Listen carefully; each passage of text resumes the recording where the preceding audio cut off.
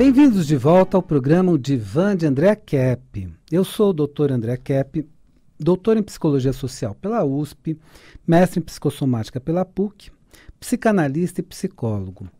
Eu sou há muito tempo diretor da Transpsicanálise, é um instituto onde as pessoas podem, há muitos anos, fazer psicoterapia, cursos e vivências para consultas, cursos e vivências.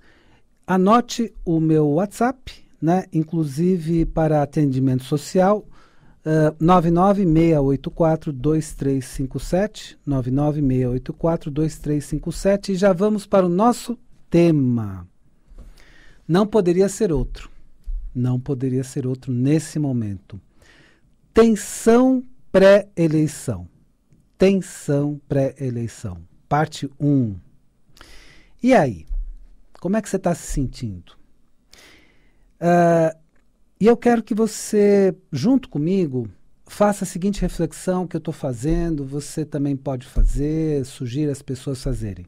Reflita o seguinte: nós vamos eleger um presidente da República, entendeu? Não é o síndico. Então é eleição, então é coisa séria. Então pensa direito, pensa numa pessoa que tem um determinado equilíbrio, que tem condições e tudo mais, né? Então, vamos refletir primeiro sobre isso. E outra coisa, nessa época atual, você está percebendo que a tensão está aumentando, as pessoas estão ficando bem intensas, estão se radicalizando. Agora, tudo bem, né? Mas precisa ter respeito pelas posições políticas diferentes. O que a gente está observando, por exemplo, em muitas casas, muitos ambientes, muitas famílias, né? Até amizades, né? Pessoas desfazendo amizades, pessoas brigando em família por causa de posições políticas. Então vamos ter o seguinte, vamos ter uma maturidade, vamos respeitar a posição do outro. Posição do outro, se você considera que está errado, não adianta brigar. Sabe que você consegue mais resultados se você conversar? Então, fala com o outro. Bom, mas por que você acredita nessa posição, nesse candidato, nisso, naquilo? Tá, deixa eu falar. E aí você vai dizer por que você acredita no seu candidato, no partido, etc, etc. Então, a partir desse diálogo é que as pessoas vão chegar na sua posição. Então, se você dialogar numa boa, você vai ter, inclusive, mais resultado. Quer dizer, a pessoa também vai refletir, vai pensar na sua posição. Olha, prefiro tal candidato por esse motivo, você prefere o outro por tal motivo, e vamos conversar um pouquinho sobre as nossas posições políticas, né? Política vem de polis, né, que é cidade em grego. Então, o termo política é um termo que foi usado por Platão, e quando ele escreveu a República, e em outros textos também de Aristóteles, quando eles falavam da coisa pública. Então, o que é política? É a coisa pública. É quando a gente fala de cidadania, né? Num sentido mais amplo. Então, política é isso, né? Como nós vamos lidar com as questões públicas, com a vida em comum, com a sociedade, com a cultura e tudo mais. E a conversa pode ser muito rica, né? Então, nós temos esse quadro, né? Amizade se desfazendo, familiares que não conversam mais com fulano porque o fulano acredita em tal candidato. Não vamos radicalizar, vamos conversar, mas vamos conversar numa boa. Isso é espírito democrático. Então vamos ser democráticos e conversar com todos. O que é democracia? É justamente essa possibilidade das pessoas defenderem vários tipos de posições. Porque o que não é democracia? Né? Eu estava até comentando aqui, né, com o Jean sobre uma reportagem que eu vi no The Economist, né? Eu acompanho o jornal todo dia, né, no caso o Estado de São Paulo, e o jornal The Economist está preocupado com a possibilidade do final da democracia no Brasil. Se alguns candidatos vencerem, eu não vou dizer nomes, de forma alguma eu vou dizer nomes, mas eles estão preocupados com isso. E isso tem uma repercussão internacional muito complicada. Por quê? porque as pessoas leem o The Economist, ele é uma referência, um jornal de referência sobre economia, e muitas empresas deixam de investir no Brasil por causa disso. Então, com esse receio que aqui se torne uma ditadura, seja de esquerda, seja de direita. Então, há uma preocupação muito grande nesse sentido. Então, vamos prestar muita atenção, é momento da gente ponderar muito, é momento da gente refletir bastante sobre as nossas escolhas. Então, algumas empresas internacionais estão até evitando investir no Brasil por causa desse risco. É por isso que nós não temos tanto investimento no país neste momento pré-eleição. Portanto, essa tensão pré-eleição é um certo nervosismo, é uma certa ansiedade que a gente tem nesse momento do nosso país. Vamos entender que é um momento muito sério, de grandes reflexões, pense bem, e o importante é pensar no futuro. Porque se de repente essa pessoa tira o Congresso ou faz uma ditadura, meu Deus do céu, né? Voltar a uma época de ditadura vai ser difícil, hein? Seja de esquerda, seja de direita, porque não existe apenas ditadura de direita. É que nós, no Brasil, tivemos a experiência com uma ditadura de direita, que foi a época do militarismo. Fora do Brasil, nós acompanhamos ditaduras de esquerda, então o caso da Venezuela, Cuba, etc. Então, existem ditaduras de esquerda e direita. E aí acaba a democracia, né? Acaba de fato, né? Porque tem eleição forjada, vocês sabem de toda essa história. Tem país que faz eleição forjada e vocês sabem disso, né? Não é o caso do Brasil, por enquanto temos uma democracia, vamos confiar no nosso processo de eleição, de votação e tudo mais. E vamos tentar manter essa democracia da melhor forma possível. Aliás, vamos manter a maior democracia da América Latina. A maior democracia da América Latina é o Brasil. Então, vamos manter no Estado democrático, vamos manter esse Estado democrático para que a gente, no futuro, possa sempre votar. Então, não gostou desse candidato? Na democracia, na próxima eleição, você vota em outro, entendeu? Agora, se não é democracia, acabou o voto. Aí dizem, não, mas não houve ditadura militar no Brasil. Houve. Ah, mas podia votar. Podia votar para governador. E 2 partidos, né? Na época era Arena e MDB. Eu sei disso porque eu vivi nessa época e acompanhei bem. Arena, que era do governo, então você podia votar no candidato do governo, e MDB, que era uma oposição de Araque, né? Não era bem oposição. Então, não era eleição. Então, você ou votava nesse daqui, que você sabia que ia perpetuar o governo, ou naquele que é oposição, mas é uma oposição de Araque. Então, é uma situação muito difícil. Então, o importante é que a gente pense em salvaguardar a maior democracia da América Latina.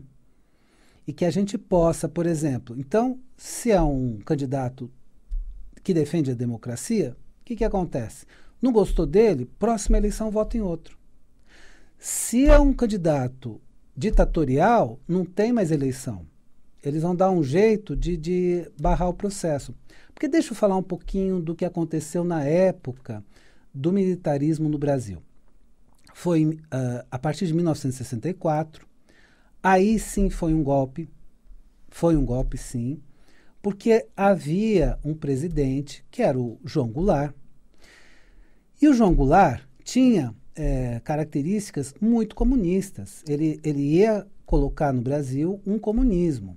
E quando ele visitou determinados países comunistas, e quando isso representou uma ameaça, o que aconteceu? João Goulart estava lá em Brasília já, né? Então Brasília já estava funcionando como central política do Brasil, né? Capital federal, né? E o João Goulart viajou até o Rio Grande do Sul, inclusive para falar com Brizola, com todo o pessoal lá do Rio Grande do Sul. No que ele viajou para o Rio Grande do Sul, os militares tomaram Brasília e deram o golpe militar. E aí falaram para o João Goulart, olha, cara, some porque você corre risco de vida. E aí o João Goulart pegou o avião e foi para o Uruguai. E ficou exilado no Uruguai. Então foi assim. Só que a declaração que foi feita na época, lá em 1964, claro, eu era muito pequeno na época, mas eu leio livros de história e sei o que aconteceu. Então foi o seguinte, então eles falaram para todo o país que seria um governo de transição. Então, que eles estavam apenas impedindo que o comunismo dominasse o país, né? Essa era a ideia deles, né? Mas que faria um governo de transição. Só que eles prometeram e não cumpriram, porque aí eles começaram a fazer atos institucionais. Então, AI-1, AI-2 e o pior de todos foi o AI-5. Esses atos institucionais perpetuaram eles no poder. Então, ninguém poderia tirar os generais do poder. E aí as pessoas foram sim torturadas, é verdade. Tem gente dizendo, não houve tortura. Claro que houve. Né? Nós sabemos de pessoas... mas André, não conheço nenhum vizinho meu que passou por tortura. Não, talvez o vizinho seu seja de outra geração. Mas muitas pessoas passaram por tortura. Muitas pessoas foram perseguidas e mortas. Assim como aconteceu na Argentina, assim como aconteceu no Chile, né? No Chile do Pinochet, na Argentina do Jorge Vidal, né? Então, e outros tantos ditadores. Então, o que acontece? Então, nós tivemos uma ditadura, nós lutamos muito pela democracia, posso dizer nós porque eu também, né, como vários intelectuais, trabalhei nesse sentido de buscar um Estado democrático e tudo que eu podia fazer no meu âmbito foi engajado nessa luta, evidentemente sem me expor muito, porque eu poderia ser perseguido, uma série de coisas. Então, era uma época terrível, que se você não pensasse como a cartilha do governo, você seria perseguido. Então, ditadura é algo muito complicado. Então, vamos pensar o seguinte, vamos perpetuar, vamos dar continuidade à maior democracia da América Latina, que é o Brasil. Então vamos ter muito cuidado na hora de votar, para que a gente não coloque alguém que acabe com essa democracia maravilhosa que é o Brasil, que nós conseguimos com tanto custo, os intelectuais brasileiros lutaram tanto, e foi uma luta muito intensa para finalmente conseguirmos eleger os nossos presidentes, e nessas eleições, realmente, se não serve, tem até impeachment. O Collor passou por impeachment, Dilma passou por impeachment. Tem impeachment. Não gostou do presidente? Tem impeachment. Não gostou do presidente? Na próxima eleição vota em outro, entendeu? Democracia é isso. O povo tem expressão. Aliás, democracia. Demo é povo. Cracia é um estado, né? Um estado de coisas, uma situação. Então, é uma situação na qual o povo tem alguma voz.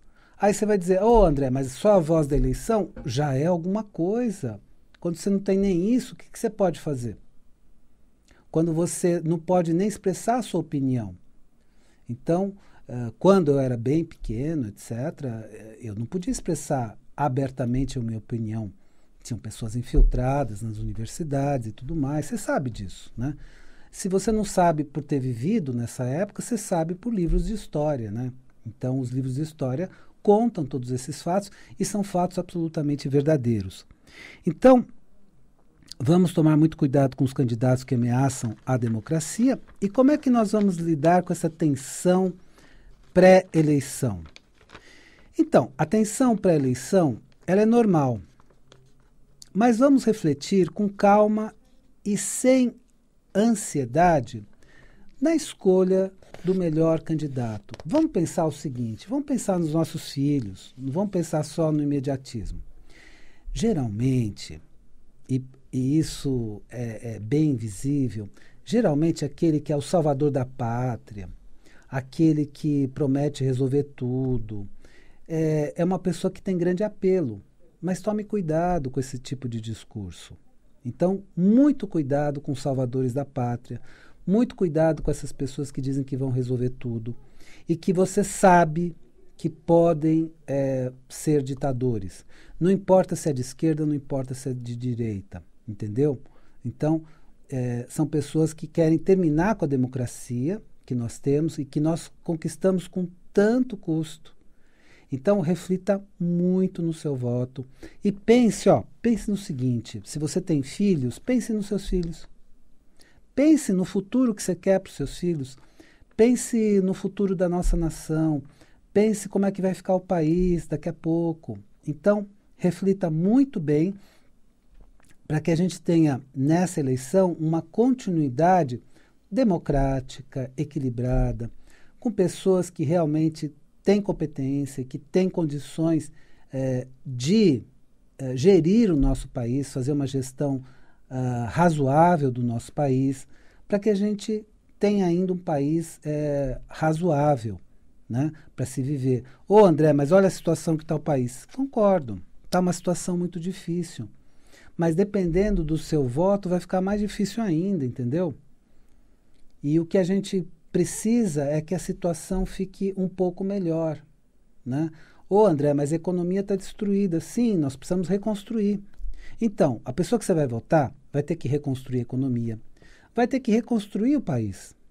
O país está devastado mesmo, etc. Alguns culpam o PT e a Dilma, outros culpam o atual, que era vice da Dilma, o Temer, né? Alguns culpam um, outros culpam outro. Não importa quem que é o culpado agora, não vamos entrar nesse detalhe.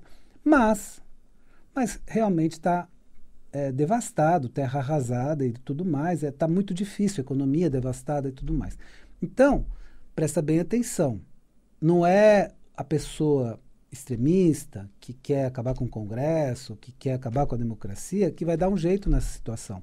É uma pessoa que mantém a democracia, que dialoga com todo mundo, porque pensa no seguinte, o presidente precisa dialogar com todo mundo, ele precisa dialogar com a extrema esquerda de guerrilheiros, e precisa dialogar com a extrema direita de pessoas que não querem mais a democracia, que querem a ditadura, mas precisa dialogar. Então vai de um extremo ao outro e passa pelo meio. Então, como é que uma pessoa que não dialoga com a pessoa da facção oposta, da mentalidade oposta, vai poder gerir um país?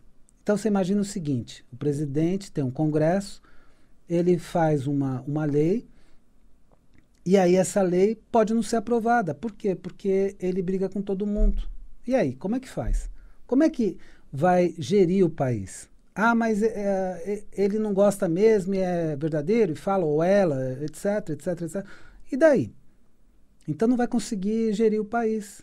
E aí só vai ver como saída fechar o Congresso. Pronto, ditadura instalada. Então, nós precisamos refletir muito, porque é uma pessoa que vai ter que dialogar com todo mundo. Vai ter que dialogar com a esquerda, com a direita, com o centro, com todas as posições políticas. Nós estamos num país que tem um pluripartidarismo até, eu diria, exagerado, né? São mais de 30 partidos, é muito partido. Mas tem que dialogar com todo mundo. Tem que dialogar com todas as religiões, tem que dialogar com as mulheres, com os homens, com os gêneros. Tem que dialogar com todas as pessoas. É um diálogo aberto. E se a pessoa não tem essa capacidade de dialogar, ela não tem condições de governar. Então, o que eu estou falando para você é o seguinte, faça a sua reflexão com respeito a todas as posições. Ah, o meu vizinho está querendo votar num candidato que eu não gosto. Não tem problema. Não tem problema. Deixa ele. E cada pessoa tem o direito de defender o seu candidato. Não há problema. Mas vamos dialogar. Vamos conversar. Ué, mas por que você está defendendo esse candidato? Ah, por esse motivo. Tá, vamos conversar. Eu vou dizer por que eu estou defendendo o meu. E vamos num diálogo chegar a uma conclusão. Essa é a melhor forma do diálogo, da democracia, da conversa, de chegarmos em posições e vencermos essa tensão pré-eleição. E essa tensão pré-eleição, evidentemente, nos atinge, é o motivo de tudo na atualidade, é a principal motivação. Hoje, todas as pessoas estão pensando nos candidatos, na propaganda eleitoral, nas pesquisas, e Só presta atenção nas pesquisas, né? Porque pesquisa nem sempre é verdadeira, é legítima, essas coisas, né? Então vai prestando atenção no que está acontecendo e se dirija pelo seu bom senso e não pelos boatos. Pelo boato X, tal candidato está muito bem, outro também. Olha, vai pelo seu bom senso. Não se deixa influenciar tanto pelos outros. Tenha o seu bom senso, converse com as pessoas, participe no diálogo democrático, e isso vai diminuindo a sua tensão pré-eleição, vai fazendo com que você tenha um espírito mais democrático, um espírito mais participativo, e com isso você consegue ter uma vida mais calma, mais tranquila, mesmo no momento realmente de tensão pré-eleição. Eu vou só dar uma dica final, porque agora eu estou dando as dicas no final do programa, né, para que a gente possa desenvolver o tema mais tranquilamente, né? Então a dica é a seguinte: eu vou fazer vivências de antroposofia. O que é? É uma vivência em grupo para entender e aplicar a antroposofia na vida de cada um. O que é antroposofia?